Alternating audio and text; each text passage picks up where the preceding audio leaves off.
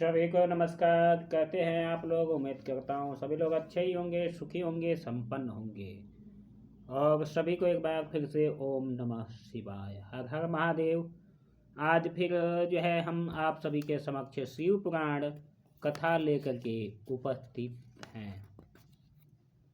जो भी भगवान शंकर को मानते हैं और जो भी भगवान शंकर के भक्त हैं, तो उनके लिए शिव पुराण का क्या महात्म्य है उनको अच्छी तरह से पता है। और आज हम उसी शिव पुराण कथा को लेकर के जो है फिर हाजिर हैं। इसमें हम आपको बताएंगे मोक्ष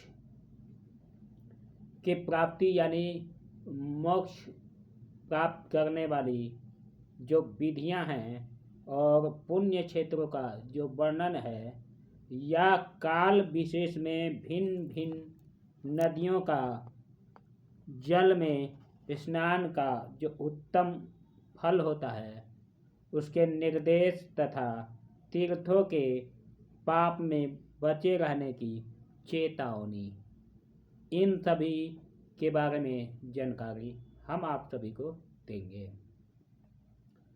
तो इससे पहले रिक्वेस्ट करेंगे कि जो भी भगवान शंकर को मानते हैं वह इस वीडियो को सभी के साथ शेयर करें और वीडियो को लाइक करें, कमेंट में ओम नमः शिवाय जरूर लिखें।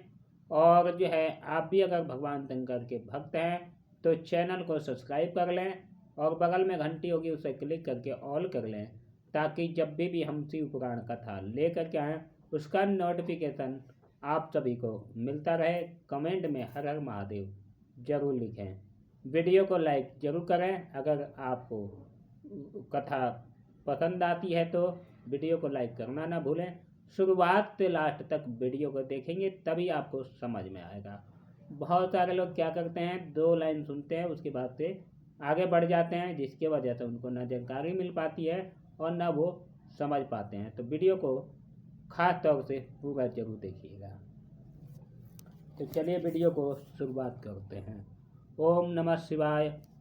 ओम शांताकारं भुजगशयनं पद्मनाभं सुरेशं विश्वाधारं तद्दृशं मेघवर्णं शुभांगं लक्ष्मीकान्तं कमलनयनं योगविज्ञानगम्यं वंदे विष्णुं सर्वलोकैकनाथं। भगवान विष्णु के ध्यान के साथ साथ शिव जी का भी ध्यान कर लेते हैं। ओम नमः संभवाय च मयोभवाय च नमः शंकराय च मस्काय च नमः शिवाय च शिवतराय च। भगवान शिव और विष्णु में कोई अंतर नहीं है। शिव हर हैं। शिव जी अगर हर हैं तो भगवान विष्णु हरि हैं, इसीलिए इन दोनों को मिला करके हरिहर कहा जाता है। अब चलिए कथा का शुरुआत करते हैं। सूत जी कहते हैं कि विद्वान एवं बुद्धिमान जो व्यक्ति होते हैं, या जो है कहते हैं, सूत जी बोले कि हे विद्वान एवं बुद्धिमान ऋषियों, मोक्षदाय शिव तीर्थों का वर्णन सुनो।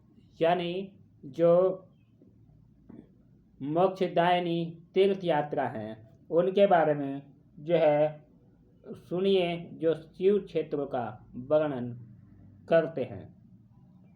तत्पश्चात मैं लोक रक्षा के लिए शिव संबंधित आगमों का वर्णन करूंगा। यानी सूत जी कहते हैं कि अब इसके बाद जो है शिव जी के आगमों यानी आने वाले जो तीर्थ हैं, यात्राएं हैं, उसका वर्णन करते हैं। पर्वत, वन और काननों सहित इस पृथ्वी का विस्तार 50 करोड़ योजन है। यानी इस पूरे भूमंडल का विस्तार जो है 50,000 करोड़ योजन का विस्तार, यानी इतनी बड़ी पृथ्वी है। भगवान शिव की आज्ञा से पृथ्वी संपूर्ण जगत को धारण करके स्थित है।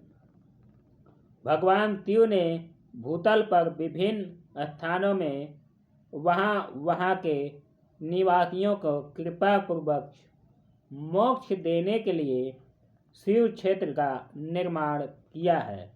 कुछ क्षेत्र ऐसे हैं जिन्हें देवताओं तथा ऋषियों ने अपना वास स्थान बना करके अनुग्रहित किया हुआ है।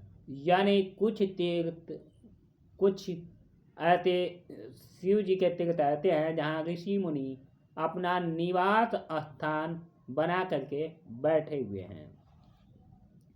इसलिए इनमें तीर्थत्व का प्रकट हो गया है, यानी ये जो है तीर्थ का रूप ले लिया है।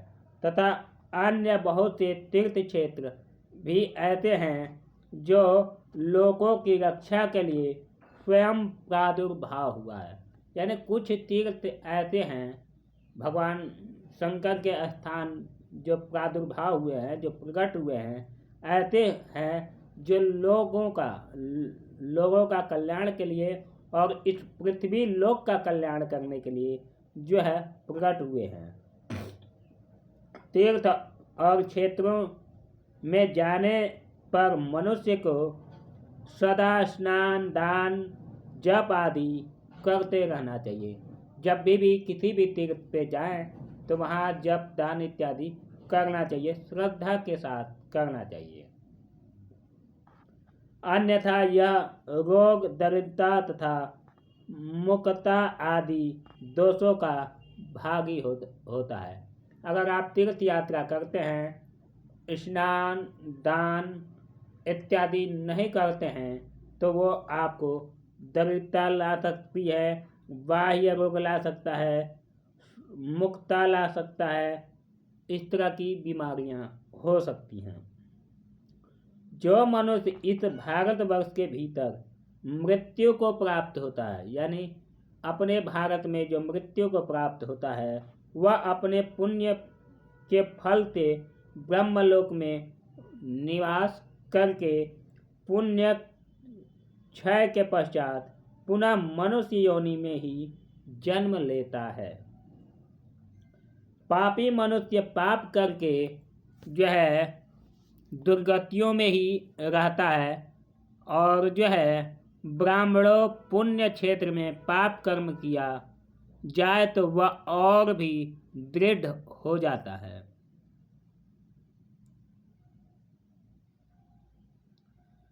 अतः पुण्य क्षेत्र में निवास करते समय सूक्ष्म से सूक्ष्म अथवा थोड़ा सा भी पाप नहीं करना चाहिए। यानी आप तीर्थ क्षेत्रों में रहते हैं और पाप करते हैं तो अगर आप एक पाप करेंगे तो आपको 1000 गुना उसका पाप बढ़ करके लगेगा।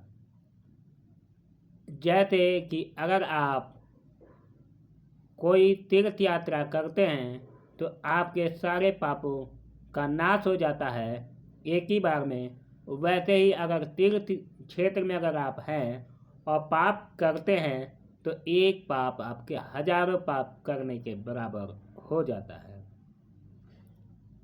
सिंधु और सतलज नदी के तट पर बहुत से पुण्य क्षेत्र हैं। जैसे सरस्वती नदी हुआ जो परम पवित्र है और 8 मुख वाली कही गई है, अर्थात उसकी 8 धाराएं हैं। विद्वान पुरुष सरस्वती के उन धाराओं के तट पे निवास करें तो वह क्रमशः ब्रह्म पद को पा लेता है। हिमालय पर्वत से निकली हुई पुण्य सलिला गंगा जी 100 मुख वाली नदी हैं। उनके तट पे काशी, प्रयाग आदि अनेक पुण्य क्षेत्र बसे हुए हैं। वहाँ पर मकर राशि के सूर्य होने पर गंगा जी के तट भूमि पे पहले से भी अधिक प्रशस्त एवं पुण्यदायक हो जाती है। छोड़भद्र नद की 10 धाराएं हैं। वह बृहस्पति के मकर राशि में आने पर अत्यंत पवित्र तथा अभीष्ट देने वाला हो जाता है। उस समय वहाँ स्नान और उपवास करने से विनायक पद की प्राप्ति होती है। विनायक पद तो सभी को पता ही होगा, जो है अगर जिन्हें नहीं पता है उनको बता दें कि विनायक पद गणेश जी का स्थान जो है, जो उनका लोक है, वहाँ निवास उसका होता है। पुण्य सलिला ब्रह्म नदी नर्मदा के 24 मुख्य स्रोत बताए गए हैं। उसमें स्नान तथा उसके तट पर निवास करने से मनुष्य को वैष्णव पद की प्राप्ति होती है। तमसा के 12 तथा रेवा के 10 मुख हैं। परम पुण्यमयी गोदावरी के 21 मुख बताए गए हैं। वह ब्रह्म हत्या तथा गोवध के पाप का भी नाश करने वाली है। कौन कौन सी नदी? गोदावरी नदी और जो है आपका गोदावरी नदी में अगर आप स्नान करते हैं, रेवा नदी में भी, अगर तमसा नदी में, इन नदियों में अगर आप स्नान करते हैं तो आप जो है ब्रह्म हत्या गौ हत्या के पाप से भी मुक्त हो जाते हैं। एवं रुद्र लोक देने वाली ये नदियाँ कही गई हैं। कृष्णावेणी नदी का जल बड़ा पवित्र है। वह नदी समस्त पापों का नाश करने वाली है। इसके 18 मुख बताए गए हैं तथा वह विष्णु लोक प्रदान करने वाली है।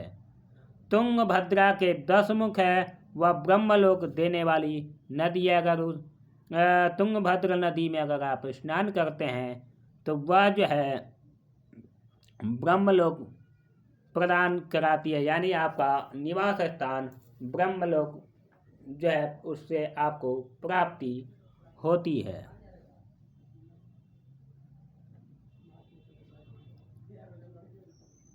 पुण्य सलिला सुवर्ण मुखरी के 9 मुख कहे गए हैं। जो ब्रह्मलोक से लौटते हुए जीव उसी के तट पर जन्म लेता है। सरस्वती नदी, पंपा सरोवर, कन्याकुमारी, अंतरीय तथा शुभकारक, श्वेत नदी, ये सभी पुण्य क्षेत्र हैं। इसके तट पे निवास करने से इंद्रलोक की प्राप्ति होती है। सह्य पर्वत से निकली हुई महानदी कावेरी परम पुण्यमयी है। इसके 27 मुख बताए गए हैं। वह संपूर्ण अभीष्ट वस्तुओं को देने वाली है। इसके तट पे स्नान करने से स्वर्गलोक की प्राप्ति कराने वाली तथा ब्रह्म और विष्णु पद देने वाले होते हैं। कावेरी के जो तट शैव क्षेत्र अंतर्गत हैं वे अभीष्ट फल देने के साथ ही शिवलोक प्रदान करने वाली भी नदी है। नैमिषारण्य इलाहाबाद तथा बद्रिकाश्रम में सूर्य और बृहस्पति मेष राशि में आने पर यदि स्नान करें तो उस समय वहाँ किए हुए स्नान पूजन आदि को ब्रह्मलोक की प्राप्ति कराने वाला जानना चाहिए। सिंह और कर्क राशि में सूर्य की संक्रांति होने पर सिंधु नदी में किया हुआ स्नान तथा केदार तीर्थ के जल का पान एवं स्नान ज्ञानदायक माना गया है। जब बृहस्पति सिंह राशि में स्थित हो उस समय सिंह राशि संक्रांतियों से युक्त भाद्रपद मास में यदि गोदावरी के जल में स्नान किया जाए तो वह शिवलोक की प्राप्ति होती है। श्लोक के माध्यम से अगर हम आपको समझाएं तो क्षेत्रे पापस्य करणम दृद्धम भवति भूसुरा पुण्य क्षेत्रे निवाते ही पापमन्यापि नाचरेत। ये शिव पुराण के 20वें अध्याय के 20वें स्कंद के 12वें अध्याय के 7वें श्लोक में जो है इस चीज को सिद्ध करती है, यानी इसका प्रमाण मिलता है। ऐसा पूर्व काल में स्वयं भगवान शिव ने कहा था। जब सूर्य और बृहस्पति कन्या राशि में स्थित हों तब यमुना और क्षोणभद्र में स्नान करना चाहिए। वह स्नान धर्मराज तथा गणेश जी के लोक में महान भोग प्रदान कराने वाला होता है। यह महर्षियों की मान्यता है। जब सूर्य और बृहस्पति तुला राशि में स्थित हों उस समय कावेरी नदी में स्नान करें। वह स्नान भगवान विष्णु के वचन की महिमा से संपूर्ण अभीष्ट वस्तुओं को देने वाला माना गया है। जब सूर्य और बृहस्पति वृश्चिक राशि पे आ जाएं, तब मार्गशीर्ष अगहन के महीने में नर्मदा में स्नान करने से विष्णु लोक की प्राप्ति होती है। सूर्य और बृहस्पति धनु राशि में स्थित होने पर सुवर्ण मुखरी नदी में किया हुआ स्नान शिवलोक की प्रदान कराने वाली कही जाती है। जैसा कि ब्रह्मा जी का वचन है, जब सूर्य और बृहस्पति मकर राशि में स्थित हों उस समय माघ मास के गंगा जी के जल में स्नान करना चाहिए। ब्रह्मा जी का कथन है कि वह स्नान शिवलोक की प्राप्ति कराने वाला होता है। शिवलोक के पश्चात ब्रह्मा और विष्णु के स्थान में मुख भोगने पर अंत में मनुष्य को ज्ञान की प्राप्ति भी हो जाती है। माघ मास में तथा सूर्य के कुंभ राशि में स्थित होने पर फाल्गुन मास में गंगा जी के तट पे किया हुआ श्राद्ध पिंडदान अथवा तिलोदक दान पिता और नाना दोनों के कुलों के पितरों का अनेकों पीढ़ियों का उद्धार करने वाला माना गया है। सूर्य और बृहस्पति जब मीन राशि में स्थित हों तब कृष्णवेणी नदी में किए गए स्नान की ऋषियों ने प्रशंसा की है। उन महीनों में पूर्वोक्त तीर्थों पे, जैसे हमने पहले बताया है, तीर्थों में किया हुआ स्नान इंद्र पद की प्राप्ति कराने वाला बताया गया है। विद्वान पुरुष गंगा अथवा कावेरी नदी का आश्रय लेकर के तीर्थवास करते हैं या करना चाहिए। ऐसा करने से तत्काल किए हुए पाप का निश्चय ही नाश हो जाता है। रुद्रलोक प्रदान कराने वाले बहुत से क्षेत्र हैं। ताम्रपर्णी और वेगवती ये दोनों नदियाँ ब्रह्मलोक की प्राप्ति रूप फल देने वाली बताई गई है। इन दोनों के तट पर कितने ही स्वर्गदायक क्षेत्र हैं।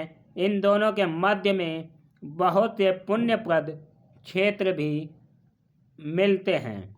वहाँ निवास करने वाला विद्वान पुरुष वैसे फल का भागी होता है जो सदाचार, उत्तम वृत्ति तथा सदा भगवान के साथ मनन में दया भाव रखते हुए विद्वान पुरुष को तीर्थ में निवास करना चाहिए, अन्यथा उसका फल नहीं मिलता है।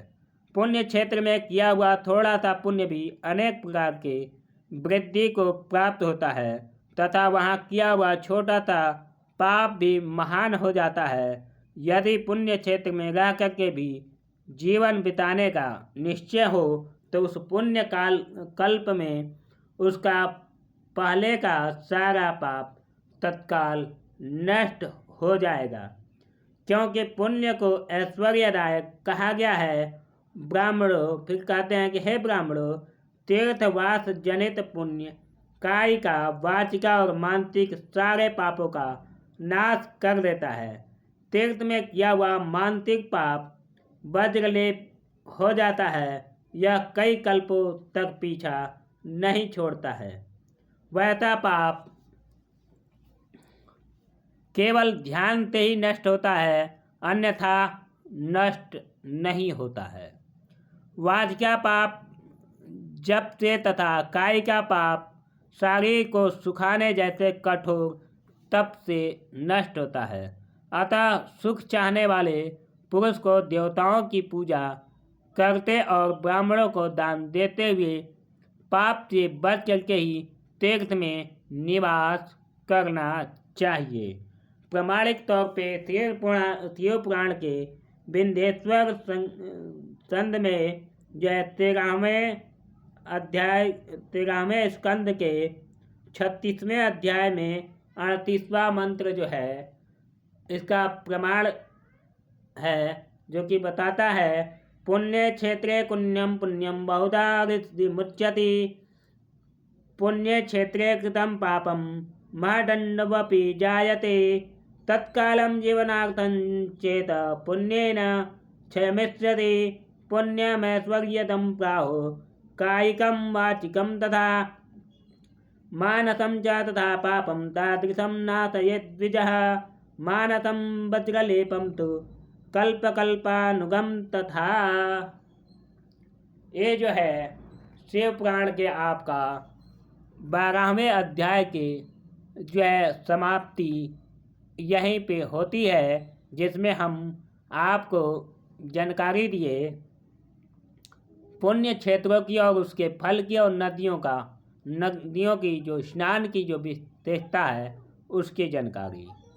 अब चलिए 13वें अध्याय में हम यहीं पे शुरुआत करते हैं, जो है सदाचार, शौचाचार, स्नान, भस्म धारण, संध्या बंदन, प्रणय, जप, गायत्री जप, दान, न्यायता, धनोपार्जन तथा अग्निहोत्र आदि की विधि और उसका महिमा वर्णन करते हैं।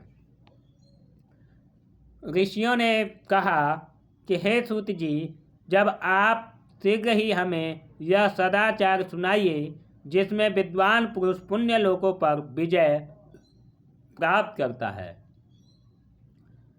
ऋषियों ने सूत जी से प्रार्थना करते हुए कहा कि हे महामुने, आप ऐसी कथा हमें सुनाइए जो कि विद्वान लोग जिसे पुण्य लोकों पे विजय पाते हैं, यानी पुण्य लोक प्राप्त करके उस पर विजय पा लेते हैं। स्वर्ग प्रदान करने वाले धर्ममय सदाचार तथा नरक का कष्ट देने वाले अधर्ममय आचारों का भी वर्णन करके हमें बताने की कष्ट करें। उसके बाद से फिर सूत जी कहते हैं कि सदाचार का पालन करने वाला विद्वान ब्राह्मण ही वास्तव में ब्राह्मण नाम धारण करने का अधिकारी होता है, जो केवल वेदोक्त आचार का पालन करने वाला एवं वेद का अभ्यासी भी कहा गया है। उस ब्राह्मण की विप्र संज्ञा होती है। सदाचार, वेदाचार तथा विद्या, इनमें से एक एक गुण से भी युक्त होने पे उसे द्विज कहते हैं। यानी इतने गुणों में से एक भी कोई गुण अगर उसके अंदर है तो उसे द्विज कहते हैं। यानी द्वितीय जो दूसरा जन्म होता है जनेऊ होने के बाद, कहा जाता है कि जब तक जनेऊ नहीं हुआ है, यज्ञोपवीत संस्कार नहीं हुआ है, तब तक वो किसी भी जाति धर्म में गिना जा सकता है। लेकिन जब यज्ञोपवीत संस्कार हो जाता है तो वह व्यक्ति जिस जात का होता है उसको द्विज कहा जाता है। यानी उसका दूसरा जन्म हो चुका है और उस खानदान, उस वंश का वारिस कहा जाता है, उसी को द्विज कहते हैं। रहा सवाल जो अधर्मी, जो पापी होते हैं, जो ब्राह्मण वेशभूषा या किसी उच्च कुल का वेशभूषा धारण करके जो है इस तरह का अपने आप को पाखंड और ढोंग करते हैं, उन्हें सबसे बड़े पापी, दुराचारी, अभिष्ट कहा गया है।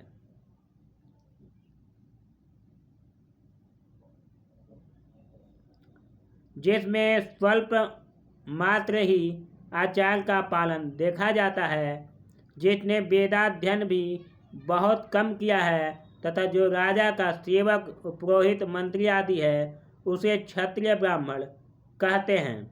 जो ब्राह्मण कृषि तथा वाणिज्य कर्म करने वाला है और कुछ ब्राह्मणोचित आचरण का भी पालन करता है, वह वैश्य ब्राह्मण है।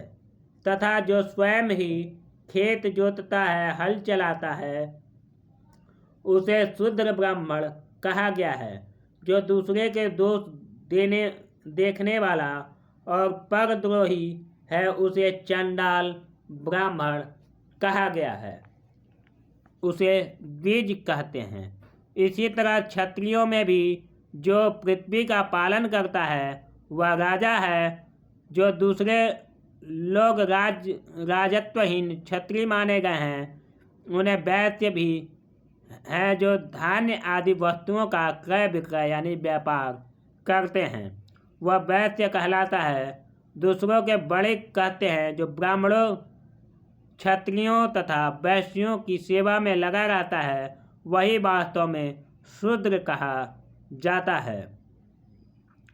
जो शूद्र हल जोतने का काम करता है उसे वृषल समझना चाहिए, यानी उसे किसान समझना चाहिए। सेवा शिल्प और कर्षण से भिन्न वृत्ति का आश्रय लेने वाले शूद्र दस्युः कहलाते हैं। इन सभी वर्णों के मनुष्य को चाहिए कि वे ब्रह्म मुहूर्त में उठ करके पूर्वाभिमुख हो सबसे पहले देवताओं का, फिर धर्म का, अर्थ का, उसकी प्राप्ति के लिए उठाए जाने वाले क्लेशों का तथा आय और व्यय का भी चिंतन करना चाहिए। रात के पिछले पहर को जो उस काल जानना चाहिए, अतः अंतिम पहर को जो आधा या मध्य भाग है उसे संधि कहते हैं। इस संधि काल में उठ करके द्विज को मल मूत्र आदि त्याग करना चाहिए। घर से दूर जा करके बाहर से अपने शरीर को ढके रख करके दिन में ही उत्तराभिमुख बैठ करके मल मूत्र का त्याग करना चाहिए। यदि उत्तराभिमुख बैठने में कोई दिक्कत है, परेशानी है, तो उसके लिए जो है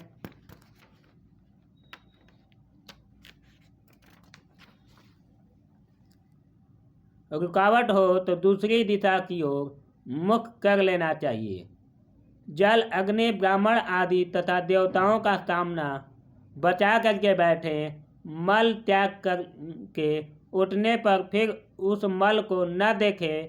तदनंतर जलाशय से बाहर निकालें हुए जल की गुद्दा की शुद्धि करें, अथवा देवताओं, पितरों तथा ऋषियों की तीर्थों में उतरे बिना ही प्राप्त हुए जल से शुद्धि करना चाहिए। गुदा में 7, 5 या 3 बार मिट्टी लगा करके उसे धो करके शुद्ध करें। लिंग में कंकड़ों के फल के बराबर मिट्टी लेकर के लगाएं और उसे धो दें, परंतु गुद्दा में लगाने के लिए 1 पसर मिट्टी की आवश्यकता होती है। लिंग और गुदा की शुद्धि के पश्चात उठ करके अन्यत्र जाए और हाथ पैर की शुद्धि करके 8 बार कुल्ला करनी चाहिए। जिस किसी वृक्ष के पत्ते से अथवा उसके पतले काष्ठ से जल के बाहर दस्तून करना चाहिए, उस समय तर्जनी अंगुली उपयोग नहीं करना चाहिए। यह दंत शुद्धि विधान बताया गया है। तदनंतर जल संबंधित देवताओं को नमस्कार करके मंत्र पाठ करते हुए जलाशय में स्नान करना चाहिए, यानी भगवान का नाम लेते हुए जो है जल से स्नान करना चाहिए। यदि कंठ तक या कमर तक पानी में खड़े होने की शक्ति न हो तो घुटने तक जल में खड़ा हो अपने ऊपर जल छिड़क करके मंत्र का यानी भगवान का नाम लेते हुए स्नान कार्य संपन्न करना चाहिए। विद्वान पुरुषों को चाहिए कि वह तीर्थ जल से देवता आदि का स्नानांग तर्पण भी उनको करना चाहिए। इसके बाद धौत वस्त्र लेकर के 5 कच करके उसे धारण करना चाहिए। साथ ही कोई उत्तरीय भी धारण कर लें, क्योंकि संध्या बंदन आदि सभी कार्यों में उसकी आवश्यकता होती है। नदी आदि तीर्थों में स्नान करने पर स्नान संबंधी उतारे हुए वस्त्र को वहाँ नहीं धोना चाहिए। स्नान के पश्चात विद्वान पुरुष भीगे हुए उन वस्त्रों को बावड़ी में, कुएं अथवा घर पे आदि में ले जा कर के ही धुलें। अथवा पत्थर पर, लकड़ी आदि पर जलते या स्थल में अच्छी तरह से धो करके उस वस्त्र को निचोड़े। द्विज वस्त्र को निचोड़ने से जो जल गिरता है वह एक श्रेणी पितरों की तृप्ति के लिए होता है। इसके बाद जाबाली उपनिषद में बताए गए अग्निरिक्त जो मंत्र है, जो हम आपको अभी थोड़ी देर में जानकारी देंगे उस मंत्र का, उसे जो है भस्म लेकर के उसके द्वारा त्रिपुंड चंदन करना चाहिए। जलाधि उपनिषद में भस्म धारण करने की विधि हम आपको बता रहे हैं। ओम अग्निरिति भस्म, वायुरिति भस्म, व्योमेति भस्म, जलमेति भस्म, स्थलमेति भस्म। इस मंत्र से जो है भस्म को आमंत्रित कर लेना चाहिए। फिर बोलना चाहिए मानतो के तनये मान आयुके मानो गोक मानो स्वेकुरिका मानो वीरेन्द्र भाविनो बधे ऋगमवंतः सदम त्वाहवामहे। इस मंत्र से जल से जो है शुद्धि कर लेना चाहिए। उसके बाद से चंदन लगाते वक्त त्रायुखम जमदग्ने कश्यप त्रायुखम जदेवे त्रायुखम तन्नोस्तु त्रायुखम। इस मंत्र से मस्तक के ललाट, वक्ष और कंधों पर त्रिपुंड लगाना चाहिए। त्रायुखम जमदग्ने कश्यप त्रायुखम जदेखो त्रायुखम तन्नोस्तु त्रायुखम। त्रायुखं जजामहे सुगंधिं पुष्टिवर्धनम् मृत्युं क्षमामृतात्। इन मंत्रों से 3-3 बार पढ़ते हुए 3 रेखाएं खींचते हुए त्रिपुंड लगाना चाहिए। इस विधि का